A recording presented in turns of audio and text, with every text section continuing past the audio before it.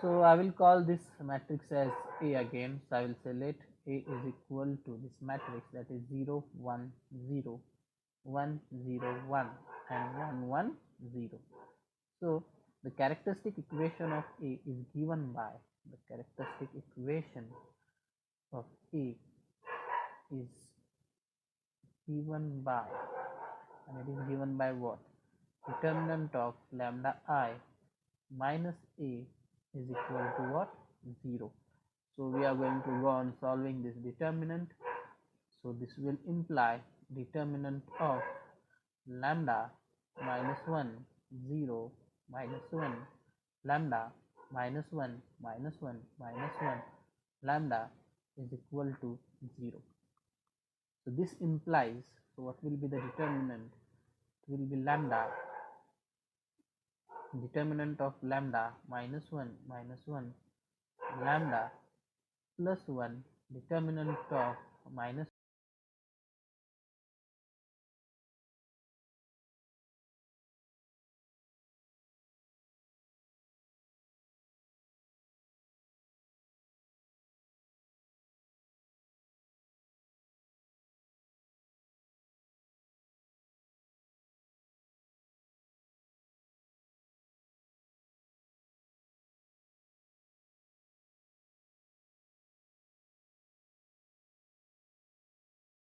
so to find eigenvectors. So also we have the eigenspace as, we have E of lambda which is equal to set of all x belonging to R3 now, such that lambda I minus A outside the bracket x is equal to 0 as the eigenspace corresponding to eigenvalue lambda.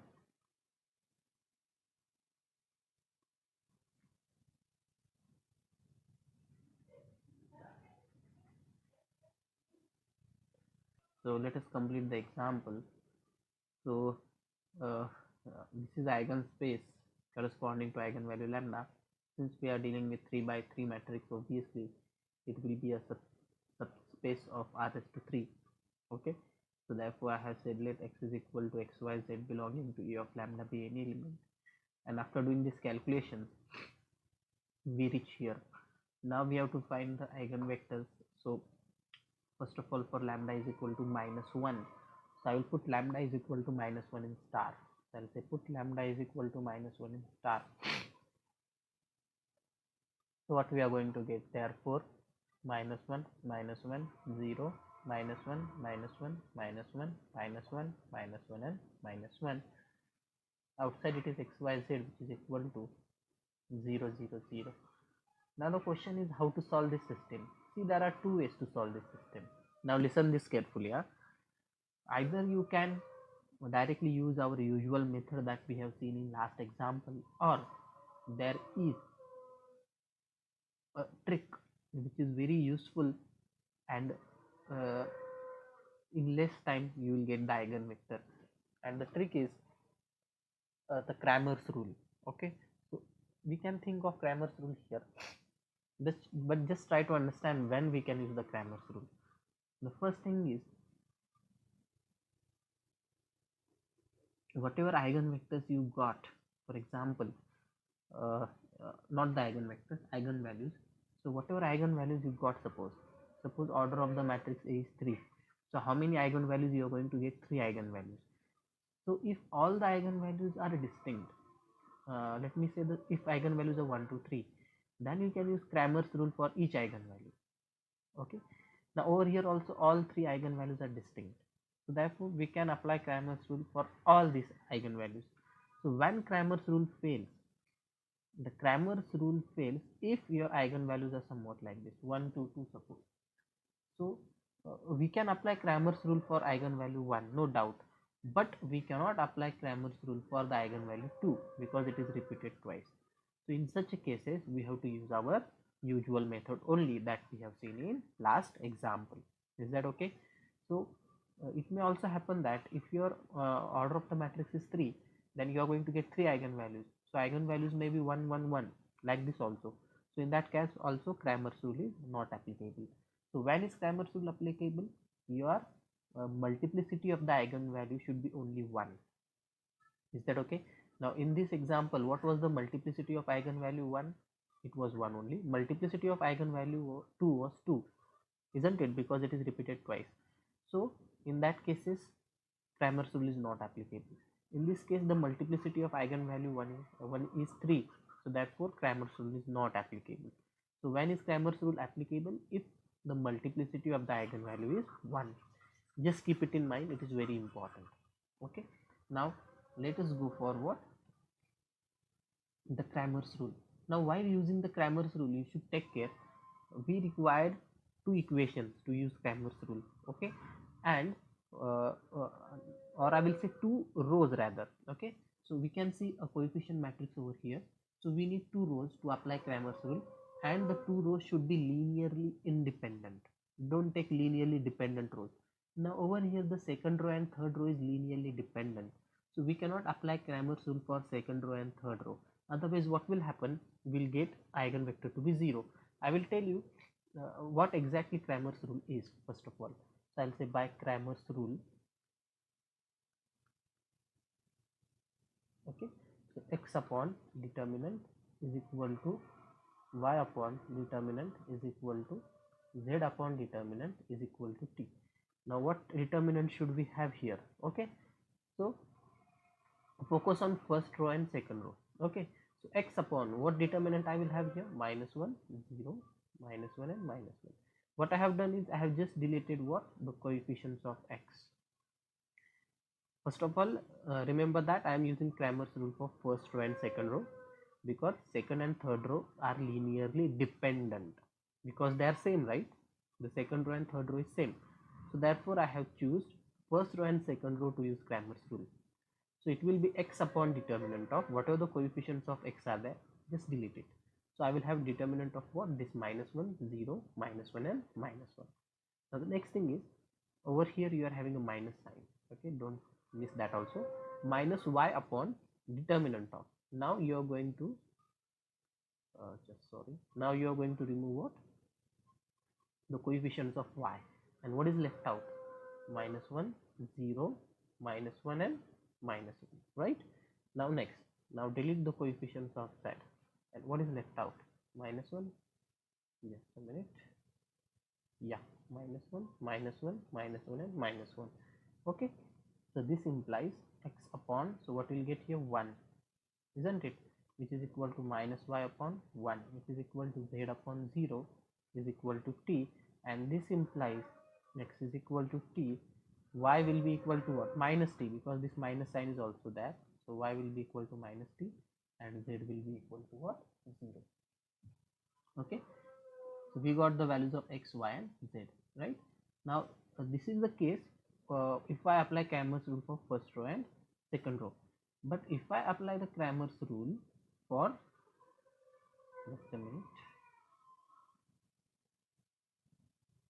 second row and third row, so what will happen? X upon determinant of minus 1, minus 1, minus 1, minus 1, minus y upon determinant of same thing, which is equal to z upon determinant of same thing, means all the entries to be equal to minus 1. This will be equal to 0. So all the determinants you are going to get to be 0 only if I apply Cramer's rule for second and third row. But it will imply that all the values of x, y, z are equal to 0, because but that is not the case. Okay, why? Because your eigenvector should be always non-zero only. If your x, y, z comes out to be 0, it means you are going to get the eigenvector to be 0. Okay, so therefore you cannot apply the Cramer's rule for second row and third row. So therefore you should apply the Cramer's rule for linearly independent rows only. आणि जर समजत नसेल की रोज linearly independent आहे की नाही, तर Cramer's rule apply करून बघायचा, आणि जर तिघांच्या किमती जर 0 येत असेल तर मग त्यातली एक रो बदलून टाका. फॉर एक्झाम्पल जर तुम्ही फर्स्ट आणि सेकंड रो साठी क्रॅमर्स रूल वापरला आणि एक्स वाय झेडच्या किमती जर 0 आल्या तर मग काय करायचं? क्रॅमर्स रूल आता याचा अर्थ समजून घ्यायचं की आपलं काहीतरी चुकलंय. मग क्रॅमर्स रूल कशासाठी अप्लाय करा? फर्स्ट आणि थर्ड रो साठी किंवा सेकंड आणि थर्ड रो साठी. This you can use. So now we got the values of x, y, z. So therefore what will be our eigenspace? E of minus 1 will be equal to set of all. Okay, what is my value of x? T. Value of y is minus t. Value of z is 0, such that t belongs to R. so which is equal to set of all t बाहेर घेतला तर आत काय राहणार 1 minus 1 0 such that t belongs to R. Okay, so therefore what can you say? We got the basis now. So what is the basis of, therefore this set, okay, 1 minus 1 0 is the basis of what? Is the basis of E of minus 1, that is eigenspace corresponding to eigenvalue minus 1. And what is eigenvector? Therefore this 1 minus 1 0 is an eigenvector corresponding to eigenvalue minus 1, is an eigenvector corresponding to eigenvalue minus 1. Now for the next eigenvalue, that is for lambda is equal to 1 plus root 5 upon 2, and one more is left, that is, okay, for lambda is equal to 1 minus root 5 upon 2. So I leave this for homework. Okay, so try to apply Cramer's rule, okay, over here, so you can do it and send me the solution on WhatsApp. Okay, now see, whatever eigenvector you got, you can always check whether it is right or not.